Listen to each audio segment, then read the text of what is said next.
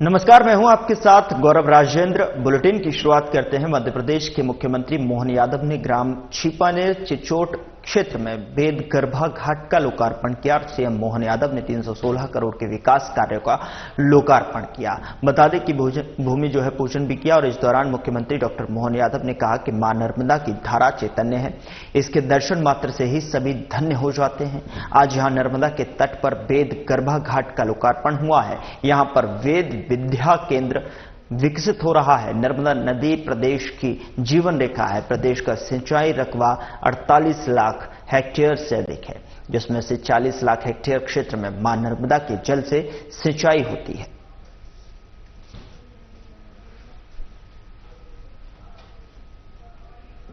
नर्मदा जयंती, मां नर्मदा का किनारा, चिचोट घाट और हमारा हरदा जिला ये अपने आप में बहुत अद्भुत काम है। बाबा भजनदास जी महाराज ने एक संकल्प लिया और ये स्थान को कई कारणों से वेद विद्यालय है, हमारे पंचकर्म के आयुर्वेद का सेंटर, विद्यार्थियों को सुगमतापूर्वक स्थान की जगह मिली है। लगभग 316 करोड़ के अलग अलग निर्माण कार्य का लोकार्पण दोनों करने का मौका मिला है। मैं मान के चलता हूँ कि नर्मदा जी के कारण से मध्य प्रदेश के सालों में एक अलग प्रकार की दुनिया में बदलाव पहुंचा है। ऐसे मां नर्मदा की कृपा सब पे बनी रही। मेरी अपनी ओर से यहाँ चिचोट घाट के इस पूरे देवगर्भा मान के चलो मां नर्मदा का आशीर्वाद हम सबको मिले। मेरी अपनी ओर से केंद्रीय मंत्री शिवराज सिंह चौहान उज्जैन पहुंचकर बाबा महाकाल के दर्शन किए और इस दौरान उन्होंने गर्भगृह में जाकर भगवान महाकाल की पूजा अर्चना कर आशीर्वाद लिया और पत्रिका भेंट कर अपने दोनों बेटों की शादी में शामिल होने का आमंत्रण दिया। दर्शन के बाद शिवराज सिंह चौहान ने मीडिया से बातचीत करते हुए कहा कि जब भी बाबा महाकाल बुलाते हैं मैं दौड़ा चला आता हूं। मैंने आज भगवान महाकाल के दर्शन कर मेरे दोनों बेटे कुणाल और कार्तिकेय की शादी में शामिल होने के लिए बाबा महाकाल को पत्रिका भेंट कर आमंत्रित किया है। जय श्री महाकाल। आज सपरिवार महाकाल महाराज की पूजा की अद्भुत आनंद में डूब गए। उनकी कृपा और आशीर्वाद सब पर बनी रहे। उज्जैन पर, मध्य प्रदेश पर, देश पर और महाकाल तो विश्व के हैं। वो सबका कल्याण करे, यही उनके चरणों में प्रार्थना है। सर, बहुत लंबे समय के बाद बाबा महाकाल की शरण में पहुंचे। क्या शिव और शिवराज की दूरी बनी होती? आज पत्रिका उनसे कौन की दूरी बनी रह सकती है? जो उनकी भक्ति करता है वो कहीं भी रहे उन्हीं का होता है। और जब उनने बुलाया तो भक्त चला आया। अच्छा काम जो जन कल्याण के लिए हो, देश के हित के लिए हो, वो सब करते रहें, यही चरणों में प्रार्थना है। आज उनको निमंत्रण भी दिया है। दोनों बेटों का विवाह है और उनके बिना तो होगा नहीं। दिल्ली चुनाव को लेकर तो सपरिवार उनको आमंत्रित किया है और अपन भी तो उनके परिवार हैं। उधर बाड़ी पुलिस का सेफ क्लिक जन संवाद अभियान के तहत टीआई राजेश तिवारी ने अपने दलबल के साथ में चिंतामन चौराहे पर लोगों को जागरूक किया और बाड़ी नगर के बस स्टैंड पर नुक्कड़ सभा के माध्यम से साइबर क्राइम से बचने के लिए लोगों को जागरूक किया गया।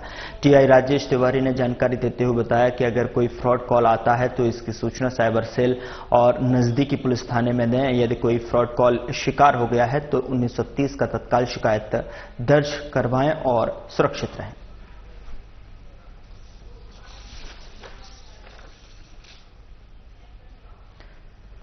मध्य प्रदेश में नर्मदा जयंती के पावन अवसर पर हर साल की भांति इस साल भी मां नर्मदा जन सेवा केंद्र द्वारा नगर सैकड़ों नर्मदा भक्तों को पंचकोशी यात्रा कराई गई। और आपको बता दें कि वहीं शाम होते ही दीपदान का कार्यक्रम शुरू हुआ। जगमग दीपों से मां नर्मदा के दिव्य स्वरूप का अद्भुत नजारा देखने को मिला। वहीं श्रद्धालुओं का कहना है कि मां नर्मदा में दीपदान करने से अश्वमेध यज्ञ करने जितना पुण्य प्राप्त होता है। लाखों की संख्या में आस्था और विश्वास मन में लिए लोग सैकड़ों किलोमीटर तक का सफर तय कर मां नर्मदा को अपने भक्ति भाव समर्पित कर रहे हैं।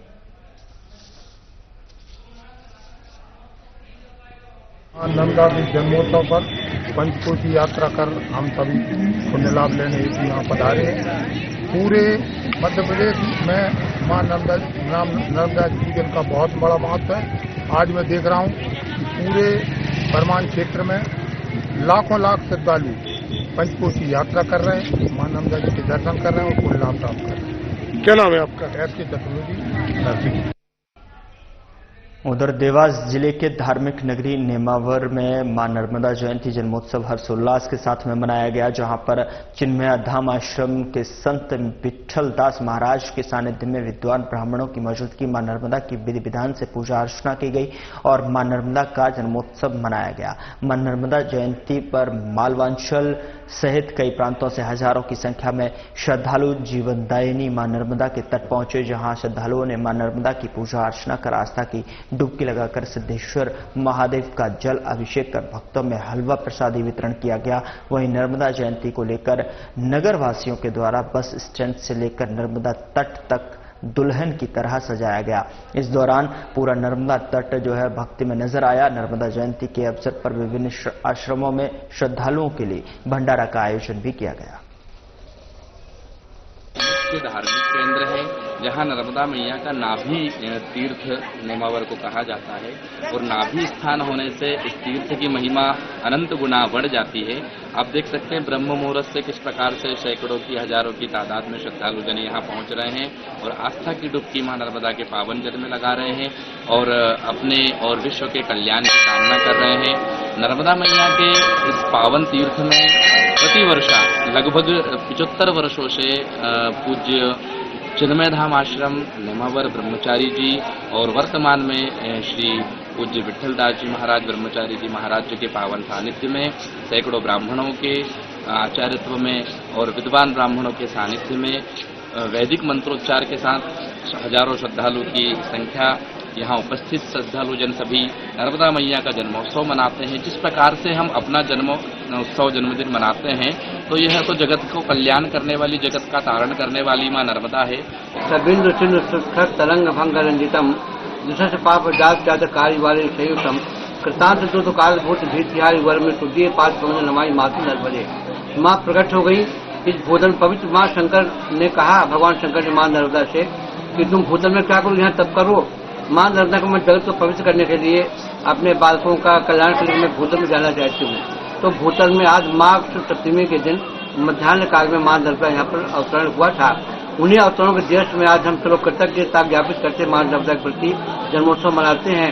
मां नर्मदा ने पहले तप किया कि मेरी सब तीर्थों में परम पवित्र हूँ, अर्थात गंगा से और सभी तीर्थों में पवित्र महिमा हो, जिसे ऋषि मुनि देवता सब मेरे तल में तपस्या करें और आप साक्षात भगवान शंकर भी मेरे गोद में निवास करें। भगवान शंकर भी उनका तट में निवास करते हैं, गोद में निवास करते हैं और जितने ऋषि मुनि देवता हैं सब तप करके कृतार्थ होते, पवित्र होते हैं। तो मां नर्मदा तप के प्रभाव से भगवान शंकर के आशीर्वाद से परम पावनी हो गई। उनके दर्शन से, उनके स्नान से, उनके आचमन से मनुष्य पवित्र होता है। जिसे माँ है जगत पावनी और सब तीर्थों में श्रेष्ठ, सब उनका श्रेष्ठ प्रौरा नाम है। नदियों में परम पवित्र परम श्रेष्ठ ऐसी मां नर्मदा का जन्मदिन है। तो हम लोग जितने उनके माँ का और हम पुत्र हैं जन्मोत्सव मनाते हैं और उसका आनंद लेते हैं और माँ का भंडारा, कन्या भोजन, उपवास, पूजन और साथी तल से आरती करके माँ का अपना निवेदन प्रणाम निवेदन करते हैं। मां नर्मदा एक पूरे संसार में एक ऐसी नदी है जिसके स्मरण मार्ग से कष्टों का निवारण हो जाता है। ऐसे में पुण्य शरीरा मां नर्मदा का आज प्रगटोत्सव है। नेमावर में आज मध्य प्रदेश नहीं भर अन्य स्टेटों से भी श्रद्धालु भक्त आए हैं। बहुत धूमधाम से मां नर्मदा का जन्मोत्सव, पूजन, माँ की कढ़ाई, प्रसादी, चुंदड़ी इत्यादि के साथ मनाई जा रही है। सांस्कृतिक विभाग द्वारा भी निर्जंडी महोत्सव के तहत यहाँ पर एक विशाल शाम को सांस्कृतिक कार्यक्रम होगा, जिसमें मां नर्मदा के जीवन पर आधारित नृत्य प्रस्तुत किए जाएंगे। बहुत अच्छी मनोहर प्रस्तुति होगी। निश्चित ही आज हम अपने आप को बहुत धन्य और गौरवशाली मानते हैं।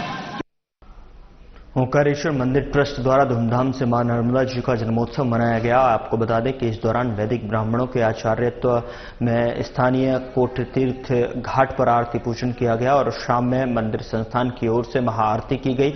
इसके बाद भंडारे का भी आयोजन किया गया, जिसमें बड़ी संख्या में श्रद्धालुओं से प्रसाद ग्रहण किया।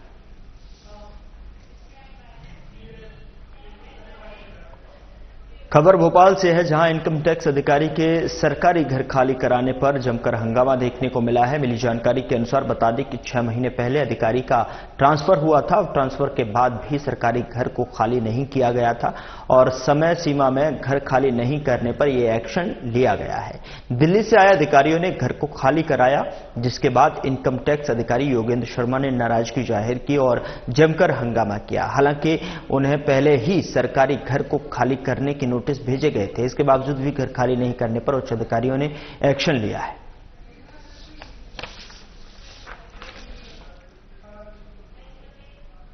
राजगढ़ जिले से 15 किलोमीटर दूर स्थित गोरखपुरा गांव में खाद्य विभाग, राजस्व विभाग और पुलिस की संयुक्त टीम ने छापेमारी की और इस कार्रवाई में डेयरी से 150 लीटर नकली दूध और इलेक्ट्रोज पाउडर बरामद किया है। जब्त किए सामान की कीमत 11,000 रुपए बताई जा रही है। डेयरी के मालिक कन्हैयालाल डांगी के खिलाफ खाद्य सुरक्षा मानक अधिनियम के तहत मामला दर्ज किया गया है। जांच में पता चला कि डेयरी बिना लाइसेंस के चल रही थी। वहीं खाद्य विभाग निरीक्षक शिवराज ने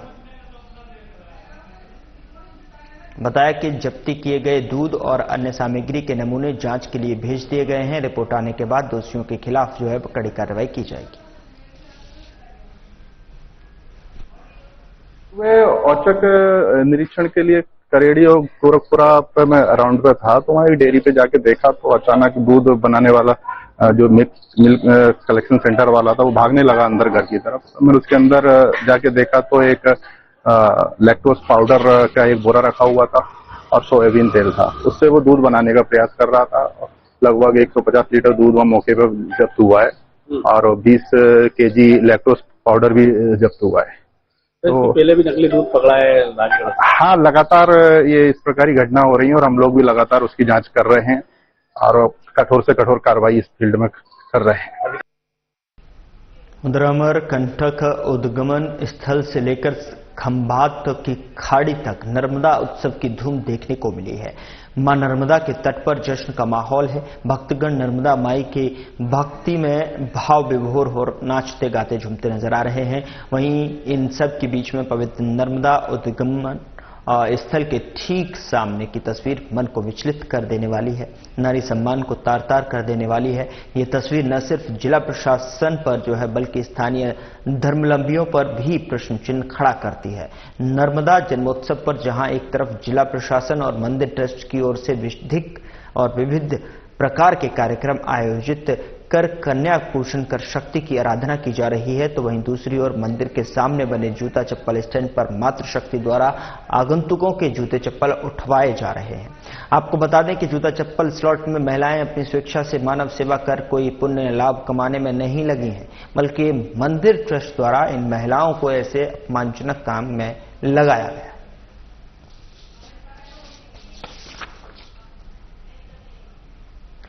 खबर रायपुर के गुड़ियारी से है, जहां चंद्रा कॉम्प्लेक्स के सामने खड़ी बाइक चोरी हो गई और इसकी सूचना प्रार्थी ने गुड़ियारी पुलिस को दी है। उसने बताया कि वो अपने घर से दुकान गुड़ियारी गया था, जहां उसने चंद्रा कॉम्प्लेक्स के सामने अपनी बाइक लॉक कर दुकान के अंदर चला गया। प्रार्थी दोपहर में जब दुकान के बाहर निकला तो वहां उसकी बाइक खड़ी नहीं थी। घटना की सूचना पर पुलिस ने अपराध पंजीकृत कर जांच शुरू कर दी है।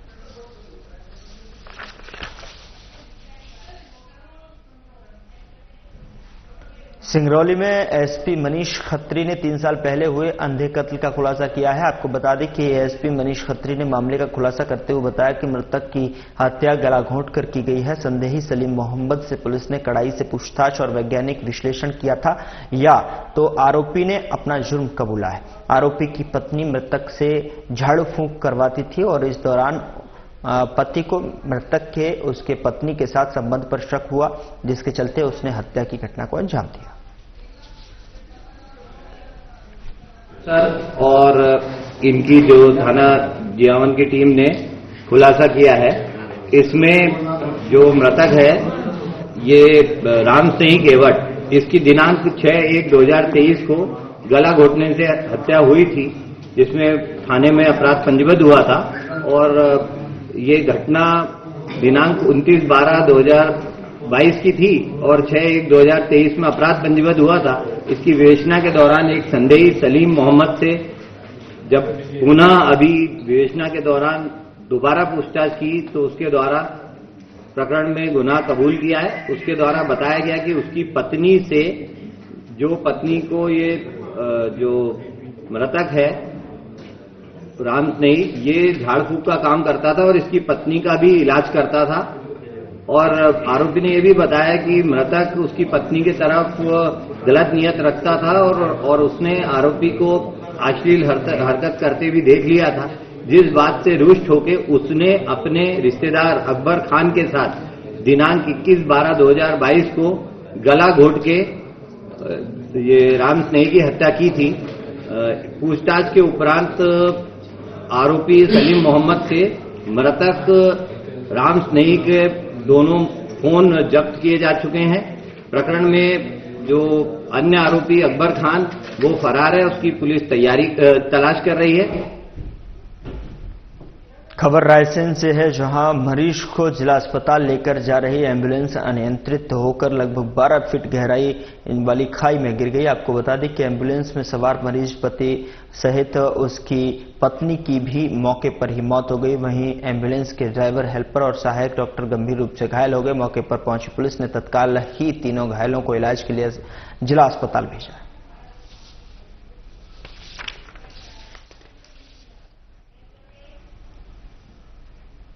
उधर पुलिस मुख्यालय द्वारा चलाए गए इंटरनेट साइबर सुरक्षा विशेष अभियान के तहत में विंध्यनगर थाना प्रभारी अर्चना द्विवेदी के नेतृत्व में नवजीवन बिहार चूल्हा गेट संडे मार्केट में साइबर जागरूकता संबंधी बैनर पोस्टर लगाकर जागरूकता प्रदर्शनी लगाई गई है। उक्त कार्यक्रम में विंध्यनगर थाना क्षेत्र के अंतर्गत Navjeevan Bihar, Gahilgarh, green heart colony, Harrai, Pipra Lal, NTPC Vindhyanagar colony के विभिन्न सेक्टरों के सैकड़ों लोग उपस्थित रहे, जिसमें गणमान्य नागरिक, महिला, पुरुष, युवा शामिल हुए और उपस्थित लोगों से जनसंवाद कर जागरूकता कार्यक्रम आयोजित किया गया और जागरूकता संबंधी पैम्पलेट वितरित किए गए।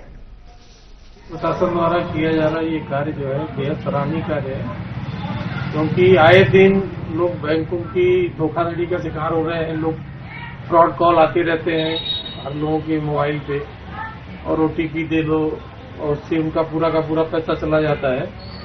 तो इसके लिए जो पुलिस प्रशासन द्वारा ये अभियान चलाया जा रहा है, इससे लोग जागरूक होंगे, लोगों को इन सब चीज़ों की जानकारी मिलेगी और लोग इससे अपने आप को सुरक्षित महसूस करेंगे। प्रशासन द्वारा चलाए जा रहे इस अभियान में हमारा भी ये फर्ज बनता है कि हम अपने घर से, गांव से, तमाम सामाजिक संगठनों से ये आग्रह करें कि वो अपने आसपास के लोगों को इस जागरूकता अभियान के बारे में बताएं और इन सब होने वाले ठगी अपराध से बचें। सिंगरौली पुलिस के द्वारा इन दिनों जागरूकता अभियान चलाया जा रहा है साइबर ठगी से बचने के लिए। ये बेहद ही सराहनीय है और हर नागरिक का फर्ज बनता है कि पुलिस प्रशासन के साथ में मिल करके हम सभी लोग मिलकर सहयोग प्रदान कर रहे हैं। इसके लिए हमें अपने घरों से शुरुआत करनी होगी। आज पुलिस के द्वारा मैं देख रहा हूं कि हर गली मोहल्ले में, चाहे थाना बैढ़न हो, विंध्यनगर हो, जयंत हो, मुरवा हो, बरगमा हो, सरई हो, जगह जगह पे हम देख रहे हैं सोशल मीडिया के माध्यम से जो है तो जागरूकता के संदेश जो है तो दिए जा रहे हैं पुलिस के द्वारा। हम सभी को चाहिए कि पुलिस के इन कामों में साइबर ठगी को रोकने के लिए हम सभी को मिल करके पुलिस के साथ में सहयोग प्रदान करना होगा। इसके लिए हम सभी को अपने घरों से शुरुआत करनी होगी, अपने बच्चों से शुरुआत करनी होगी, अपने खुद से। सिंगरौली पुलिस के द्वारा ये बहुत ही बेहतरीन तरीके से जो है तो मुहिमें चलाई जा रही हैं।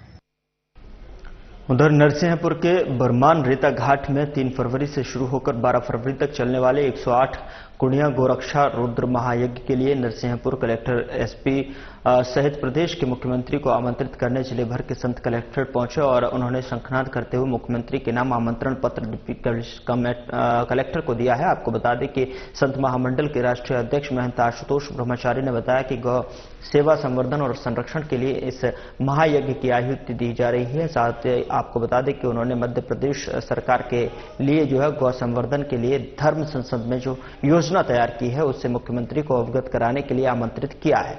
महंत आशुतोष ब्रह्मचारी ने यह भी बताया कि इस महायज्ञ के दौरान 5 लाख लोगों को संरक्षण के लिए संकल्प भी दिलाया जाएगा और प्रदेश भर में जो है संरक्षण के लिए एक बेहतर माहौल निर्मित किया जाएगा। जी, आज मैं कलेक्टर महोदया यहाँ जो नरसिंहपुर है इनके पास एक ज्ञापन पत्र और एक निमंत्रण पत्र मैं लेकर के आया हूँ। जो माननीय मुख्यमंत्री के सपरिवार मैंने यहाँ पर रेताघाट बरमान में श्री श्री 108 कुंडी गौरक्षा रुद्र महायज्ञ हो रहा है, उसमें सपरिवार आमंत्रित किया है। आज हम साधु संतों के साथ में और नागा संतों के साथ में सभी के साथ में हमारा यहाँ आगमन हुआ और मध्य प्रदेश में जो गाय छुट्टा घूम रही हैं उन गायों के संवर्धन के लिए हमारे पास संपूर्ण योजना तैयार कर ली गई है। संतों ने धर्म संसद में गौ संसद में योजना तैयार कर ली है, तो उसके लिए माननीय मुख्यमंत्री को यहाँ पर आगमन करना है सुनिश्चित। इस श्री श्री रुद्र महायज्ञ में 5.25 लाख शिष्यों को हम गौ संवर्धन का जो आज संकल्प दिलवाएंगे इस यज्ञ में, उसमें मुख्यमंत्री की उपस्थिति अनिवार्य है। सभी धर्माचार्य और सभी जगत गुरु शंकराचार्य सबको निमंत्रण भेज चुके हैं। और अब खबर मध्य प्रदेश के बेहर से है, जहां ग्राम अलना में प्राथमिक शाला भवन के निर्माण की मांग ग्रामीण कर रहे हैं। मिली जानकारी के अनुसार बता दें कि प्राथमिक शाला भवन जर्जर अवस्था में है। लोगों का कहना है कि भवन का हालत ऐसी है कि कभी भी दुर्घटना घट सकती है। बरसात के दिनों में बच्चों को काफी मुश्किलों का सामना करना पड़ता है, जिसे देखते हुए ग्रामीणों ने पहले ही शासन प्रशासन से भवन निर्माण की मांग रखी है ताकि आने वाले समय में स्कूल में पढ़ने वाले बच्चों को समस्याओं का सामना न करना पड़े। ग्रामीणों का कहना है कि वो कई बार जन सुनवाई में भी आवेदन दे चुके हैं, परंतु आज तक कोई कार्रवाई नहीं हुई है, समस्या का समाधान नहीं हो पाया है। ग्राम पंचायत अल्ला में यहाँ का जो प्राथमिक शाला भवन है वो बहुत ही जर्जर हो चुका है। यहाँ के बच्चे जान जोखिम में डालकर पढ़ने के लिए मजबूर हैं। भवन इतना जर्जर है कि कभी भी दुर्घटना का शिकार हो सकता है। यहाँ के जनप्रतिनिधि ग्रामवासी अनेक बार प्रशासन से गुहार लगा चुके हैं कि यहाँ का नवनिर्मित प्राथमिक शाला भवन का निर्माण करवाया जाए। साधना न्यूज चैनल से कैमरामैन प्रकाश के साथ देवता थानेसर भैया। उधर शिवपुरी शहर के ईस्टर्न हाइट्स स्कूल के संचालक सुबोध अरोरा के घर देर रात हथियारबंद बदमाशों ने बड़ी चोरी की घटना को अंजाम दिया है। आपको बता दें कि चोरों ने चौकीदार से मारपीट कर बांध दिया और घर से 80 लाख की चोरी कर ली है। चौकीदार ने किसी तरह अपने आप को बंधन से मुक्त कराया और दीवार फांद कर गली में पहुंचकर शोर मचाना शुरू कर दिया। इसके बाद घर में घुसे बदमाश फरार हो गए और घर में घुसते हुए बदमाश कैमरों में भी कैद हो गए।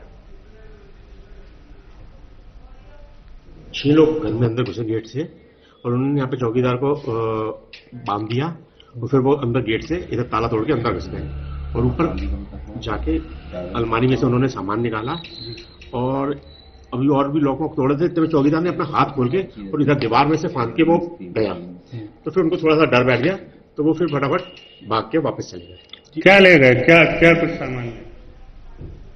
फिलहाल बुलेटिन में इतना ही। नमस्कार।